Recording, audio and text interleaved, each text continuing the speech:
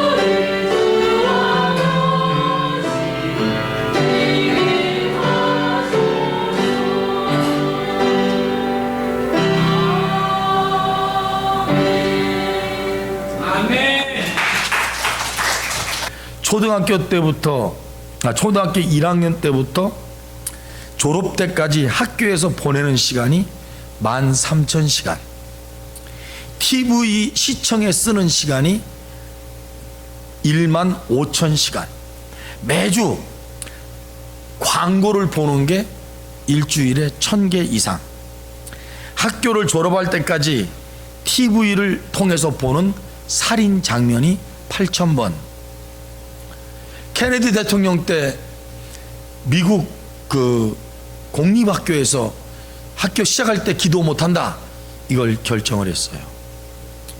케네디 대통령은 공화당이 아니라 민주당입니다. 그래서 기도를 못하게 했습니다. 성경도 못 가르친다. 1963년부터 시작해서 미국의 성경 공부가 학교에서 사라지게 됐습니다. 그때부터 미국의 학생들 절반이 마약을 복용하는 사건이 나타났고, 그때부터 학생 10명 중 1명이 총기를 가지고 학교에 등교하는 일들이 벌어졌다는 거예요. 미국 폭력의 증가가 언제부터 시작됐느냐? 학교에서 성경이 사라졌을 때부터 시작됐다. 이것이 지금 미국 공립학교를 바라보는 기독교인들이 논문한 논문 제출해서 엄청나게 쏟아져 나오고 있는 현실입니다. 성경이 없는 나라, 성경이 없는 나라, 불행한 나라입니다. 참 복은 말씀을 통해서 우리에게 오는 거예요. 하나님의 말씀이 아니면 우리에게 참된 복이 올 수가 없습니다. 혹시 복이 오는 것이 있지만 말씀을 통해서 오지 않는 복은 무너집니다. 언젠가는 무너지고 언젠가는 허물어집니다.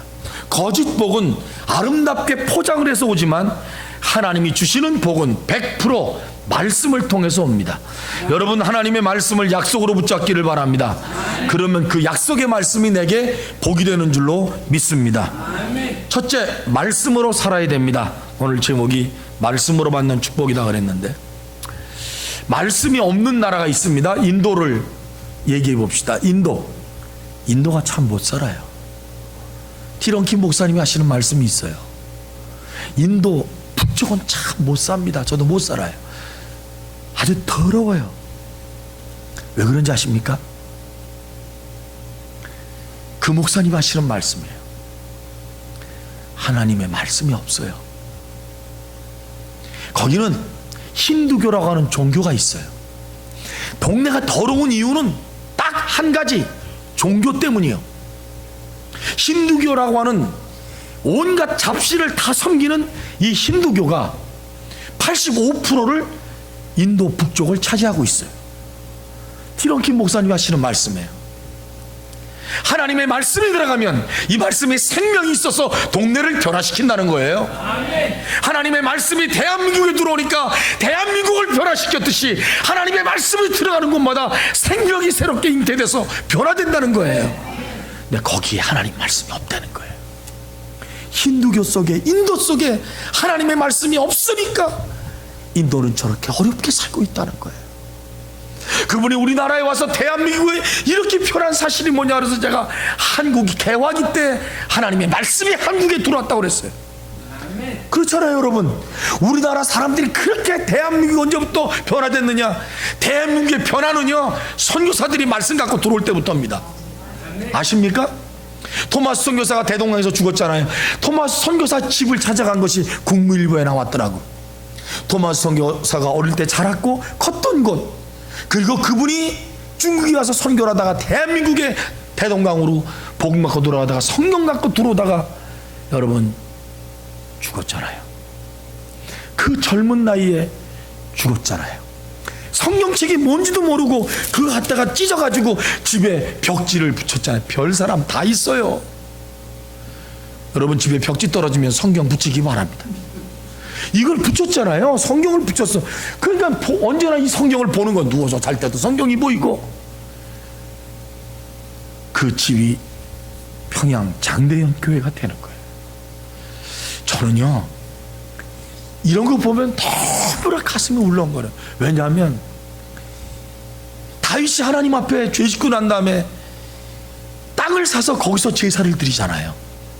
이걸 공짜로 다 주겠다고 그랬는데 내가 값없이는 사지 않겠, 제사를 드리지 않겠다 그러고 다 소값 다 치르고 사서 거기에 오나니의 타작마당에서 하나님 앞에 제사를 드리잖아요.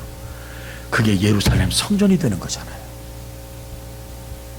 이야, 저는 그런 거 이렇게 생각하면요 가슴이 뛰어요. 저와 여러분들의 집, 터, 이 위에 교회가 세워지면 얼마나 좋을까. 사도 바울이 사도행전 17장에 보면 아레오바고라고 하는 큰 돌멩이판이 있어요. 아테네에 가면 있습니다. 그게 아레오바고인데 거기 서가지고 사도 바울이 복음을 전해요. 말씀을 전하는데 거기 사람들이 철학가들이 많잖아요. 그러죠?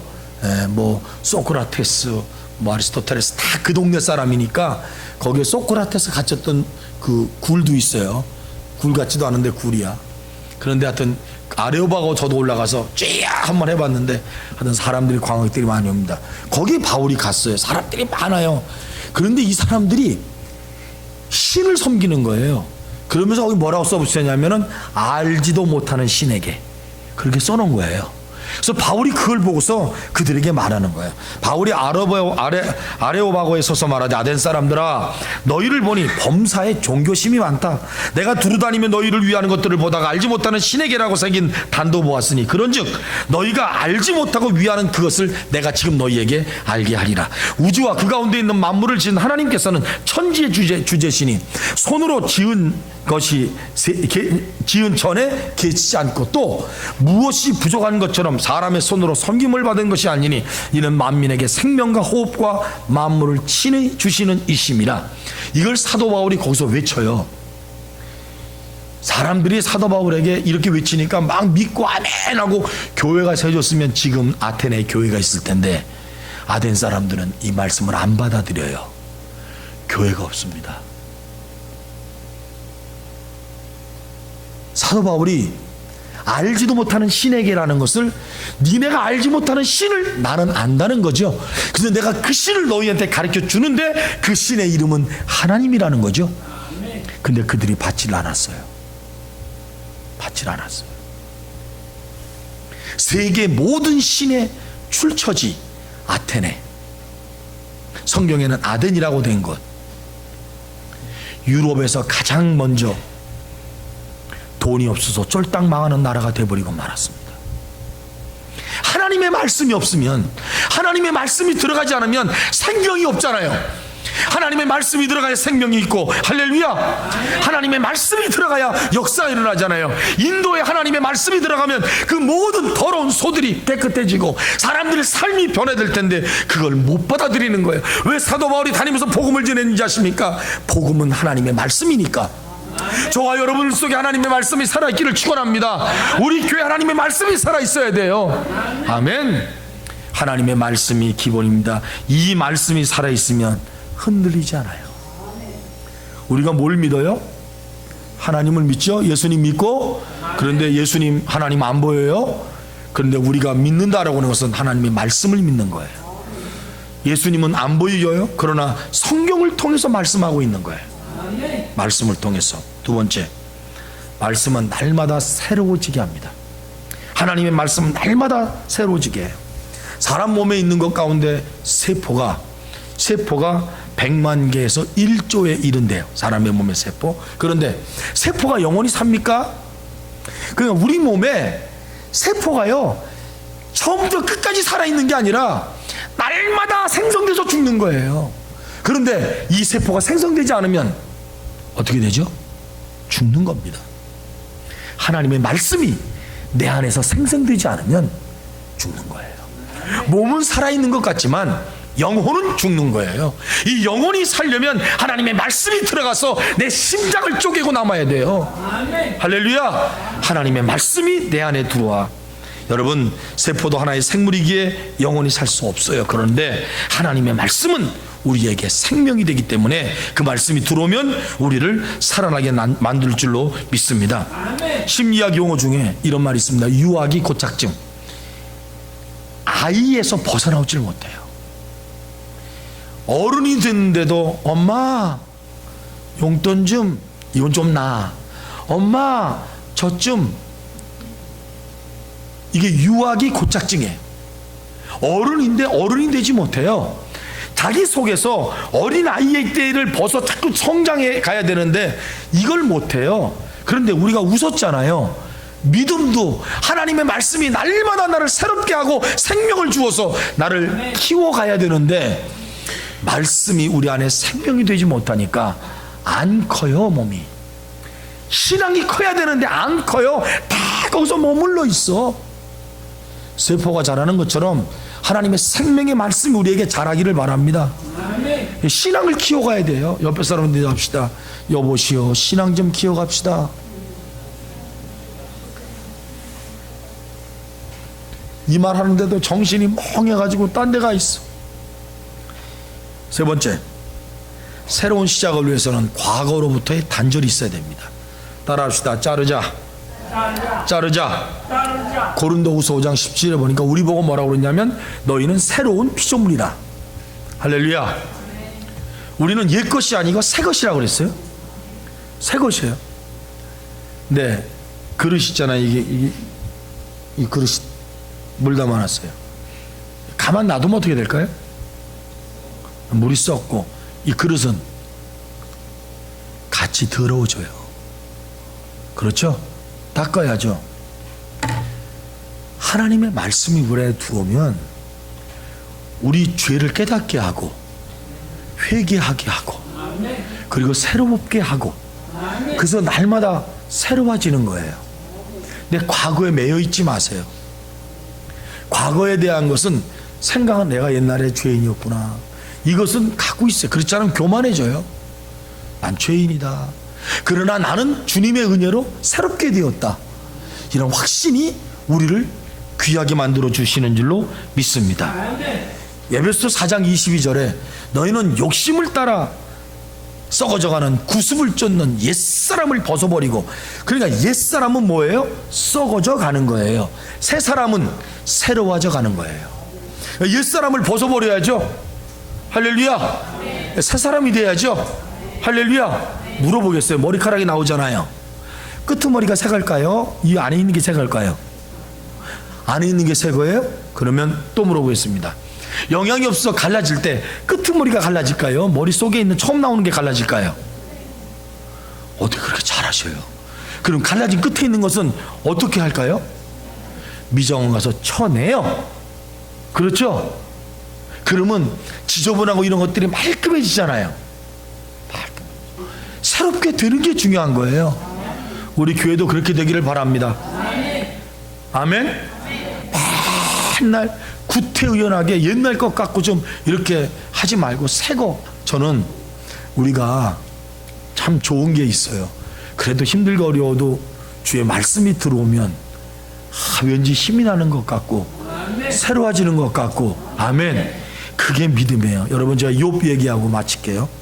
설교를 짧게 한다는데 이렇게 길게 했는지 모르겠네. 욥 얘기하고 마칠게요. 욥이 29장 1절부터 4절까지 1. 욥이 풍자하여 이르되 2. 나는 지난 세월과 하나님이 나를 보호하시던 때가 다시 오기를 바란다. 3. 그때 그의 등불이 내 머리에 비쳤고 내가 그의 빛을 힘입어 암흑 속에도 걸어 다녔다. 그러니까 암흑 속에도 빛 가운데로 비치며 갔다는 거예요. 네 번째, 내가 원기 왕성하던 날과 같이 지내기를 원한다. 그때는 하나님이 내 장막에 기름을 발라주셨다. 이게 이제 언제냐면 옛날이에요. 근데 지금은 뭐 하고 있어요? 고난을 받고 있잖아요. 욥기에 고난을 받는 거야. 욥기 30장 9절부터 10절 9절. 이제는 그들이 나를 노래로 조롱하며 내가 그들의 놀림거리가 되었으며. 이 말은 욥이 앉아있는데 와가지고 막 놀리는 거예요. 얼레꼴레리 이렇게 놀리는 거예요. 내가 지금 그 꼴을 나간다는 거예요. 10절. 그들이 나를 미워하여 멀리하고 서슴지 않고 내 얼굴에 침을 뱉는다는 거예요. 이만큼 수치롭고 아파요. 지금 내 옛날의 영광이 다시 돌아왔으면 너무너무 좋겠어요. 욥기 1장 21절 22절. 이르되 내가 모태에서 알몸으로 나왔는데 또한 알몸이 주께로 돌아갈지어다. 주신 이도 주님이시여 거두신 이도 여호와시오니 하나님이 찬송받기를 원합니다. 22절. 이 모든 일에 욥이 범죄하지 아니하고 하나님을 향하여 원망하지 아니하더라. 그랬죠? 그 다음에 욥기 42장 그리했더니, 결론입니다. 욥기 얘기 12절. 여호와께서 욥의 말년에 욥에게 처음보다 더 복을 주시니 그가 양 14,000과 낙타 6,000과 소 1,000결이와 암낙이 1,000을 두었고. 13절. 또 아들 7과 딸 3을 두었으며. 14절. 그의 첫째 딸은 여미마라 이름하였고 둘째 딸은 그시아라 이름하였고 셋째 딸은 게렌 합북이라 이름하였으니. 15절. 모든 땅에서 욥의 아들처럼 딸들처럼 아리따운 여자가 없었더라. 아버지가 그들의 오라비들처럼 기업을 주었더라. 16절. 그 위에 욥이 140년을 더 살며. 아멘. 왜 안 하셔요? 다시 회복된 다음에 140년을 더 살며 아들과 손자 4대를 보았고. 17절. 욥이 늙어 나이가 차서 죽었더라. 잘 들으세요. 욥은 암에 걸려 죽었더라. 이런 말이 아니에요. 나이가 들어 죽었더라. 왜 그랬을까요? 왜 그랬을까요? 딱 하나예요. 하나.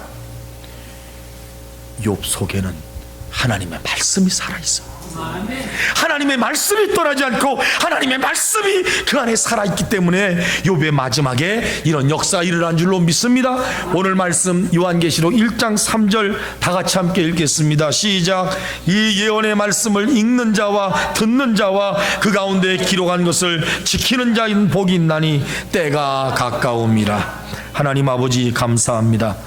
말씀을 부지런히 배우고 말씀을 잘 배워서 또 가르쳐서 우리 성도들, 모든 성도들 성광교회 속에 하나님의 말씀이 살아 역사하게 만들어 주옵시고 우리의 가정과 우리의 삶과 우리의 생애와 우리의 모든 사업과 우리의 직장에 주님의 말씀이 살아 움직이는 역사가 있게 하여 주시옵소서. 후퇴하는 자가 되지 말게 하시고 날마다 새로워지는 자들이 될 수 있도록 하나님 도와주옵소서. 예수님 이름으로 기도드립니다. 아멘.